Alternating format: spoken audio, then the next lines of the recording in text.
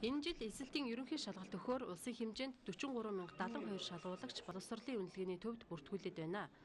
За үүнээс 38,184 нь энэ жилийн төгсөгч гэсэн статистик тоо мэдээг боловсролын үнэлгээний төвөөс өглөө.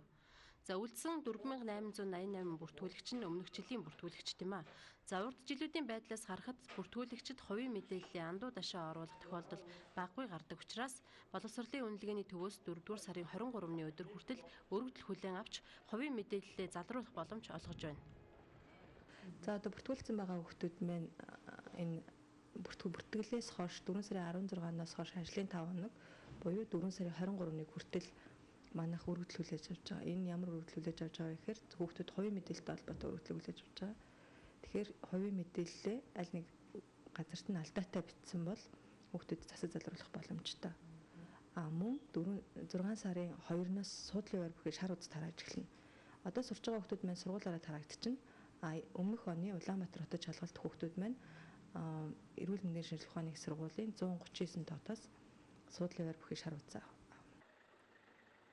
Энд тодруулахад зөвхөн хувийн мэдээлэлтэй холбоотой өргөдөл хүлээн авна гэдгийг онцолж байна. За түүнээс хичээл нэмэх буюу шинээр бүртгүүлэгчийг нэмж бүртгэн гэсэн үг биш юм.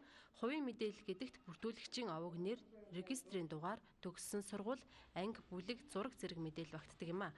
За зурагны хувьд их зурагшаа харсан, малгай шилгүй, сүүлийн 3 сар давхуулсан, 150-аас 200 пикселтэй, 75 гигапикселийн нэгтаршилтай гэсэн шаардлагуудыг тавьдаг. За гэтэл зарим хүүхдүүд гар утсаар авчирсан зураг авчрах зэрэг шаардлага хангахгүй тохиолдол олон гардаг тул боловсролын үнэлгээний төвөөс залруулах боломж олгож байгаа юм. Бид эсэлтийн шалгалтын бүртгэл дууссантай холбогдуулан зарим сургуулиар орж бүртгэлээ дахин хянаж үзсэн эсхийг нь тодрууллаа. За нийслэлийн гадаад хэлнийг үндэслүүлсэн сургалттай 23 дугаар бүрэн дүнд сургуулийн хувьд энэ жил 11-р ангийг 164 хүүхэд төгсөж байгаа. За төгсөгчид 100% бүртгэлтэй хамрагджээ. Ямар нэгэн тоо зурх, үсэг зурхтэй хувийн мэдээллээс бас нэг жижигхэн зөрчил гарсан тохиолдолд хүүхэд бүтэн жилээр бас ерөнхий шалгалтанд орохгүй байх юм эрх одоо алдагддаг. Тийм учраас хүүхдүүдэд бол бид нар ямар ч гэсэн бүртгүүлчээд одоо яах юм мэдэхгүй гэж суухынхаа хажуугаар бас хувийн мэдээлэл очиж сайн хянаарай. Ямар зөрчил байна, сайн мэдэрэй гэд ер нь бол 10 сарын 15-наас хойш манайх ээшийн хувцаа гэж зарласан. Энэ жилийн эсэлтийн ерөнхий шалгалт 6 дугаар сарын 8-наас 10-ны өдрүүдэд болно. За эхний өдөр орос хэл, хим, англи хэл, хоёр дахь өдөр Монгол улсын түүх, математик, биологи, монгол хэл, за гурав дахь өдөр газар зүй, нийгмийн тухай мэдлэг, физикийн хичээлийн шалгалт авахар хуваар гарсан байна.